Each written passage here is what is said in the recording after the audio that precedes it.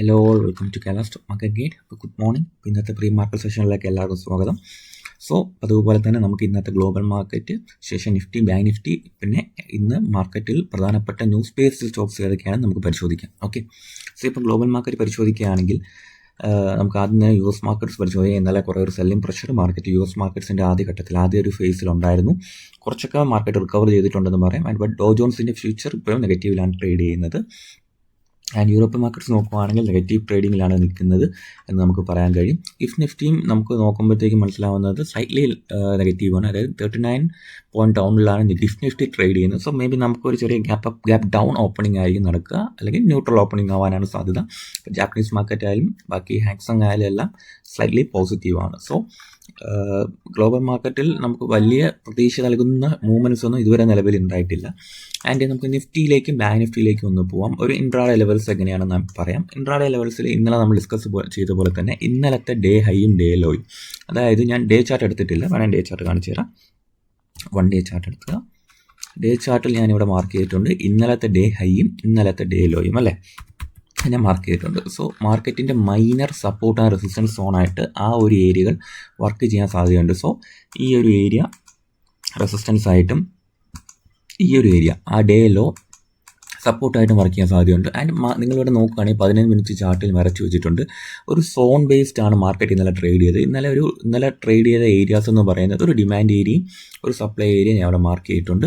ഇന്നലത്തെ day law ഉൾപ്പെട്ട area ഒരു ഡിമാൻഡ് സോണിൻ്റെ ഭാഗമായിട്ട് നിൽക്കുന്നതാണ്. സോ ഒരു എന്താ പറയുക, ഒരു ഇൻ ബിറ്റ്വീൻ ഏരിയയിലാണ് ട്രേഡ് ചെയ്തത്. ഇത്രയും ഒരു 1% മൂവ് ഇവിടെ പോസിബിൾ ഉണ്ട്. കാര്യം എന്ന് പറഞ്ഞാൽ ഒരു കൺസോൾട്ടേഷൻ ഫേസിൽ മാർക്കറ്റ് ട്രേഡ് ചെയ്യുന്നുണ്ട്. ഓക്കെ, അപ്പം ഈ ഒരു കൺസോൾട്ടേഷൻ ബ്രേക്ക് ചെയ്യുമ്പോൾ ഏത് സൈഡിലോട്ട് ബ്രേക്ക് ചെയ്താലും ഒരു എക്സ്പ്ലോസീവ് ആയിട്ടുള്ള മൂവ്മെൻറ്റ്സ് ഉണ്ടാവാൻ സാധ്യതയുണ്ട്.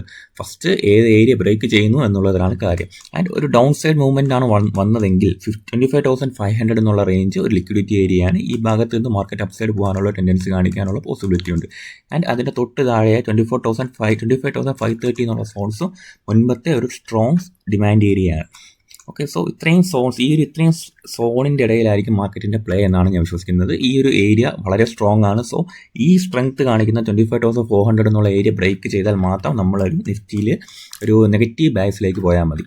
അല്ലാത്ത പക്ഷം നമുക്കൊരു പോസിറ്റീവ് ബയസിൽ തുടരാം. ഓക്കെ, 25,400. അപ്പോൾ ഈ ഒരു ഏരിയ ബ്രേക്ക് ചെയ്താൽ മാത്രം നമുക്ക് വേറെ വ്യൂവിലേക്ക് പോകാം. ഓക്കെ, അപ്പോൾ നമുക്ക് ബാങ്ക് നിഫ്റ്റിയുടെ ചാർട്ടിലേക്ക് കൂടെ ഒന്ന് പോകാം. ബാങ്ക് നിഫ്റ്റിയിലെ ഞാൻ ഒരു 1 ഡേ ചാർട്ട് ഇട്ട് കാണിക്കാം, എന്നിട്ട് നമുക്കൊരു 15 മിനിറ്റ്സിലേക്ക് വരാം. ബാങ്ക് നിഫ്റ്റിയും കണ്ടാൽ അറിയാം, ഒരു ടോട്ടൽ അപ്സൈഡ് മൊമെൻറ്റത്തിന് ശേഷം മാർക്കറ്റ് ഇന്നലെ കുറച്ച് ദിവസമായിട്ട് കൺസോളിഡേറ്റ് ചെയ്യുകയാണ്. ഇന്നലെ വന്ന ട്രേഡിംഗ് വോളിയവും ഇന്നലെ വന്ന ക്യാൻഡിൽ സ്റ്റിക്സും നോക്കുമ്പോഴത്തേക്കും മാർക്കറ്റിൽ കുറച്ചും കൂടെ സ്ട്രെങ്ത് ഉള്ളത് ബാങ്ക് നിഫ്റ്റിയിലാണെന്നൊരു തോന്നൽ എനിക്കുണ്ട്. അപ്പം ടോട്ടലി നമുക്ക് 50 മിനിറ്റ്സിലേക്ക് പോവുകയാണ്. 50 മിനിറ്റ്സിലേക്ക് പോകുമ്പോൾ നിങ്ങൾക്ക് എന്താ മനസ്സിലായത്? സെയിം കാര്യമാണ് ഞാൻ അവിടെ വരച്ച് വെച്ചിരിക്കുന്നത്. ഇന്നലത്തെ ഡേ ഹൈ ആൻഡ് ഇന്നലത്തെ ഡേ ലോ, അതിൻ്റെ ഇടയിലായിരുന്നു ഇന്നലെ മാർക്കറ്റ് സ്ട്രക്ചറലി ട്രേഡ് ചെയ്തത്. അതിൻ്റെ ആ ഒരു ഏരിയ ബ്രേക്ക് ചെയ്യാനുള്ളൊരു ശ്രമം നടത്തിയിട്ടില്ല. സോ ഈ മുകളിലത്തെ റെഡ് ലൈൻ ഒരു മൈനർ സപ്ലൈ സോണായിട്ടും താഴത്തെ ഈ red line minor demand area ആയിട്ടും വർക്ക് ചെയ്യാൻ സാധ്യതയുണ്ട്. ആൻഡ് ടോട്ടലി ഇതിൻ്റെ ഒരു ഓവറോൾ സ്ട്രക്ചർ നോക്കുമ്പോഴത്തേക്ക് ഒരു എന്താ പറയുക, 2 സോൺസിനുള്ളിൽ നിന്നാണ് മാർക്കറ്റ് ട്രേഡ് ചെയ്തുകൊണ്ടിരുന്നത്. Likewise Nifty. സോ ഈ ഒരു സോൺസ് ഏതാണോ ഫസ്റ്റ് ബ്രേക്ക് ചെയ്യുന്നത് അങ്ങോട്ടേക്ക് എക്സ്പ്ലോസീവ് ആയിട്ടുള്ള മൂവ്മെൻറ്റ് കാണാം. ഇന്നലത്തെ ഡേ ഹൈ ബ്രേക്ക് ചെയ്താൽ ഈ ഒരു സപ്ലൈ സോൺസിലേക്ക് മാർക്കറ്റിൽ ഒരു ലൈറ്റ് മൂവ്മെൻറ്റ് ഉണ്ടാവാം. ഈ ഒരു മുകളിലത്തെ ഈ ഒരു സപ്ലൈ റേഞ്ചിലെ അങ്ങോട്ട് ഒരു ലൈറ്റ് മൂവ്മെൻറ്റ് നമുക്ക് ഉണ്ടാവാൻ സാധ്യതയുണ്ട്. ഈ ഏരിയ ബ്രേക്ക് ചെയ്താൽ, ഇന്നലത്തെ ഡേ ഹൈ ആയ ഈ റെഡ് ലൈൻ ബ്രേക്ക് ചെയ്താൽ മുകളിലത്തെ സപ്ലൈയിലേക്ക് ഒരു മൂവ്മെൻറ്റ് ഉണ്ടാവാനുള്ള പോസിബിലിറ്റി ഉണ്ട്. സപ്ലൈ നിന്ന് അടിച്ചിടാം. ഓക്കെ, ഈ ഒരു സപ്ലൈയിലേക്ക് ഈ ഒരു റെഡ് ലൈൻ ബ്രേക്ക് ചെയ്താൽ ഒരു മൂവ്മെൻറ്റിന് സാധ്യതയുണ്ട്. സോ ഇതും ബ്രേക്ക് ചെയ്താൽ നമുക്ക് നല്ലൊരു എക്സ്പ്ലോസീവ് ആയിട്ടുള്ള മൂവ്മെൻറ്റ് നമുക്ക് കാണാം. അതേ സെയിം വ്യൂ ആണ്, നിഫ്റ്റിയുടെ സെയിം വ്യൂ ആണ്. ആ ഒരു സോൺ ബ്രേക്ക് ചെയ്താൽ 2 സൈഡിലോട്ട് എക്സ്പ്ലോസീവ് ആയിട്ടുള്ള മൂവ്മെൻറ്റ് കാണാം. പിന്നെ കണ്ടില്ല, ഇതേപോലെ മാർക്കറ്റ് ഇടയ്ക്കിടയ്ക്ക് ലിക്വിഡിറ്റി ഏരിയാസ് ഉണ്ട്. ഈ ഒരു സ്വിംഗ് ലോ എന്നൊക്കെ പറഞ്ഞാൽ ഇവിടെയൊക്കെ ലിക്വിഡിറ്റി ഉണ്ടാവും. ഈ ഏരിയയിലൊക്കെ ടച്ച് ചെയ്തിട്ട് ഒരു സ്റ്റോപ്പ് ലോസ് ഹണ്ടിങ് ഒക്കെ നടത്താനുള്ള പോസിബിലിറ്റി ഉണ്ട്. സോ നിഫ്റ്റി ആയാലും ബാങ്ക് നിഫ്റ്റി ആയാലും നമുക്ക് ലൈവ് മാർക്കറ്റിൽ അനലൈസ് ചെയ്യാം. സോ ഇന്നത്തെ ന്യൂസുകൾ എന്തൊക്കെയാണെന്ന് നമുക്കൊന്ന് പരിശോധിക്കണം. ഏതൊക്കെ സ്റ്റോക്സ് നമ്മൾ ശ്രദ്ധിക്കണം എന്നുള്ള കാര്യം ഞാൻ പറയാം. ആദ്യം തന്നെ പറയട്ടെ, ഒരുപാട് സ്റ്റോക്സ് റിസൾട്ട് വരുന്നുണ്ട്. അതിൽ പ്രധാനപ്പെട്ട ബാങ്കിങ് സ്റ്റോക്ക് SBI ആണ്, Mahindra and Mahindra, Adani enterprise, Adani port, പിന്നെ Paytm, Indian hotels, IndiGo, MobiKwik, Aditya Birla fashion and Alembic pharmaceuticals, Berger paints, BlueStone jewellery, lifestyle and BlueStone jewellery and lifestyle, Chalet hotels, Escorts Kubota, Home First finance company, Metropolis health care, Nuvama wealth management and Suzlon energy. ഇത് പ്രധാനപ്പെട്ട Stokes result വരുന്ന കമ്പനികളാണ്. എല്ലാവരും not ചെയ്ത് വെച്ചേക്കുക. Okay.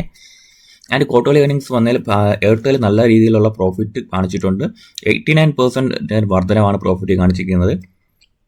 So Airtel വളരെ പോസിറ്റീവായിട്ടുള്ളൊരു price action may be വരുന്ന ആഴ്ചകളിൽ നമുക്ക് കാണാൻ കഴിയും.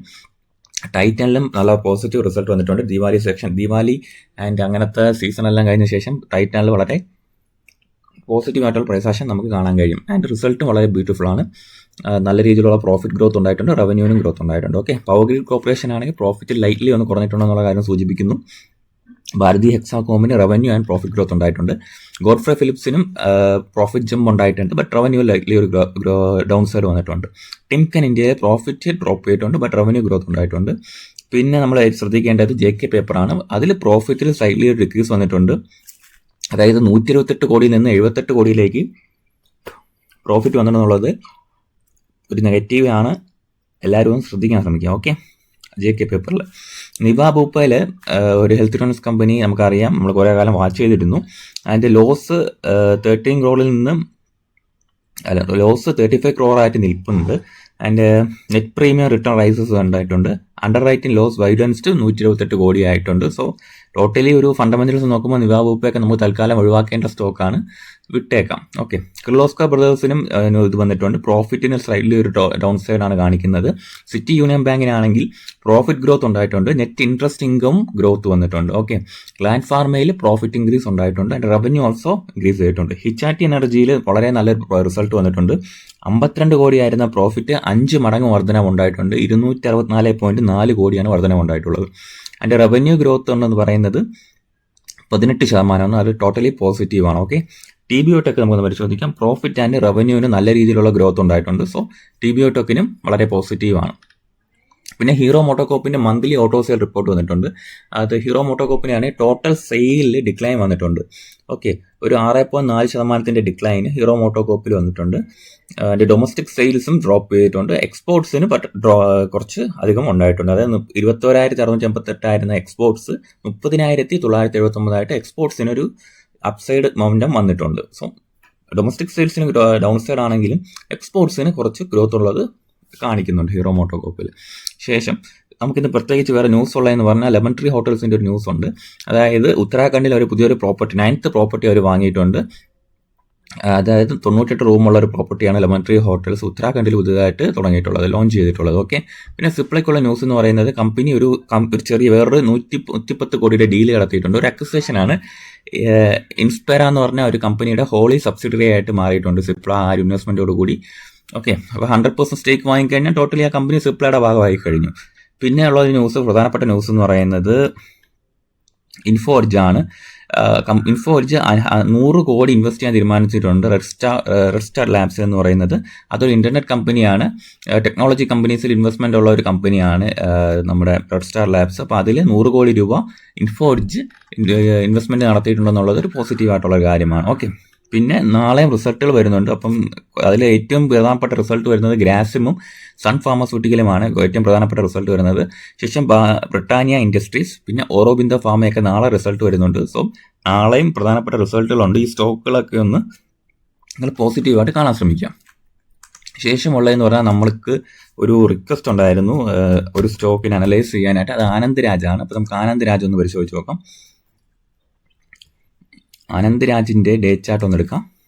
ഡേ ചാർട്ട് നോക്കുമ്പോൾ നമുക്ക് മനസ്സിലാവുന്നത് ആനന്ദ് രാജിന് ഒരു അപ്സൈഡ് മൊമെൻറ്റത്തിനുള്ള പോസിബിലിറ്റിയാണ് ഞാൻ കാണുന്നത്. സജഷനായിട്ട് കാണരുത്, മറിച്ച് നമുക്കൊരു സ്റ്റഡി പർപ്പസ് നോക്കാം. ആനന്ദ് രാജ്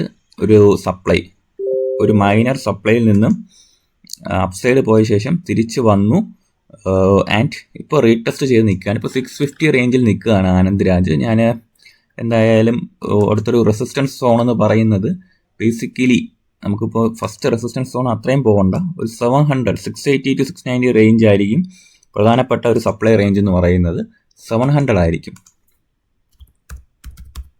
സോ ആനന്ദ് രാജ് എന്താ പറയുക, break out and retest validate ചെയ്ത് നിൽക്കുകയാണ്. ഓക്കെ. 650 നല്ല റേഞ്ചാണ്. അപ്പോൾ ഈ ഒരു സപ്പോർട്ടിൻ്റെ ഒരു 614 എന്ന് പറയുന്നത് നല്ലൊരു ഡിമാൻഡ് ഏരിയ ആയിട്ട് വർക്ക് ചെയ്യാൻ സാധ്യതയുണ്ട് 614.